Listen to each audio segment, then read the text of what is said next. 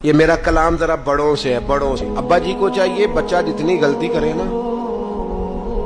اتنا ہی ڈانٹے، وہ پھر 6 ہفتے نہ ڈانٹنا شروع کر دے۔ استاد صاحب کو چاہیے کہ جتنی بچے کی کمزوری ہے نا، مجھے پتہ ہے سب سے زیادہ کس بات سے تکلیف ہوتی ہے۔ آپ کے بچے نے غلطی کی ہے، آپ اپنے بچے کو ڈانٹ لیں، سمجھا لیں، آپ کسی اور کے سامنے اس کی تذلیل کبھی نہ کریں، یہ زیادتی والی بات ہے۔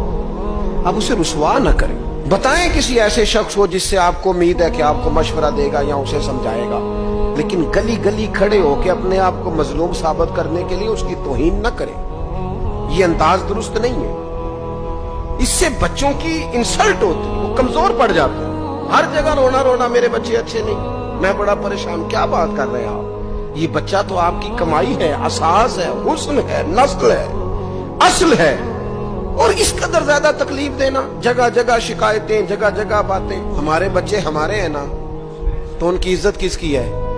کیوں ہم گلی گلی اپنے بچوں کی رسوائی کرتے ہیں؟ کیوں کمزوریاں؟ اور جن کو ہم خیر خواہ سمجھ کے بتا رہے ہوتے ہیں نا، وہ آگے جا کے مزے لے لے کے بتاتے ہیں، تو نقصان کس کا ہوا؟ ہمارا، ہمارے قبیلے کا، ہمارے گھر کا۔ یہ دیکھیے ذرا، حضرت عمر رضی اللہ تعالیٰ عنہ مزاج کے لحاظ سے سخت ہیں۔ ایک نوجوان آیا، اس نے آ کے رونا۔ یہ پہلو آپ نے ضرور یاد رکھنا ہے میرے سیدنا فاروق اعظم کا، ہمارے امام، ہمارے قائد، ہمارے لیڈر، رہنما، مقتدا حضرت فاروق اعظم رضی اللہ، یہ انداز ضرور یاد رکھیے گا۔ حضرت عمر فاروق کا یہ طبقات ابن سعد میں موجود ہے۔ نوجوان آیا اور آ کے رو ہی پڑا۔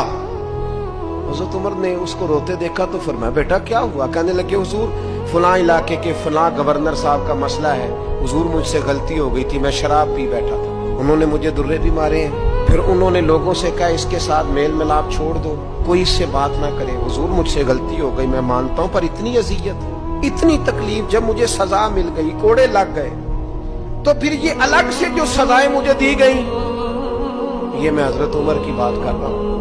میں نے جب یہ پڑھا تھا تو میں رو پڑا تھا۔ حضرت فاروق اعظم نے اس نوجوان کی بات سنی، سنو میں کیا کہہ رہا ہوں، اس گناہگار کی بات سنی، اس گناہگار کی بات سنی تو حضرت عمر رو پڑے اور فرمایا، بلاؤ نا ان گورنر صاحب کو، وہ بھی بڑے سمجھدار، باوقار، بڑے آدمی تھے، بلایا اور بلا کے فرمایا، آپ کا اس جرم پر غصہ بالکل ٹھیک، لیکن آپ کو کس نے اجازت دی کہ آپ اسے اتنی تکلیف دیں؟ آپ نے کوڑے مار لیے جو سزا بنتی تھی، اور پھر آپ نے کیوں کر کے لوگوں سے کہا اس سے ملنا جلنا چھوڑ دیں؟ فرمایا، اب میں آپ کو حکمن کہتا ہوں، اگر آج کے بعد آپ نے کوئی ایسا کام کیا تو میں آپ کو سزا دوں گا۔ فرمانے لگے، آپ نے کہا تھا نا لوگ ان سے ملے جلے نہ، فرمایا اب آپ ہی لوگوں سے کہیں ان سے ملاقات شروع کریں۔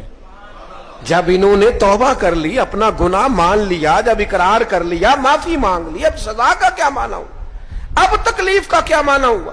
سیدنا فاروق اعظم رضی اللہ تعالیٰ عنہ فرمانے لگے، اگر یہ سچی توبہ کر لے تو پھر تو ان کی گواہی بھی قبول کی جائے گی، ان کی گواہی تک ہم قبول کریں گے۔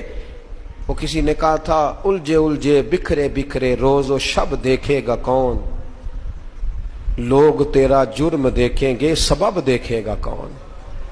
لوگ معافی نہیں دیتے، لوگ درگزر ہی نہیں کرتے، انسانوں سے غلطیاں ہو جاتی ہیں، لیکن اگر کسی نے توبہ کر لی، اور صحیح حدیث میں موجود ہے، نبی پاک علیہ السلام نے فرمایا، اگر کبھی کسی بندے سے کوئی گناہ ہو گیا پھر اس نے توبہ کر لی، اگر کسی نے اس بندے کو دوبارہ وہ گناہ یاد کرایا تو اللہ تعالیٰ اس بندے کو یاد کرانے والے کو سزا دے گا، مرنے سے پہلے پہلے اسے بھی اس گناہ میں مبتلا کر دے۔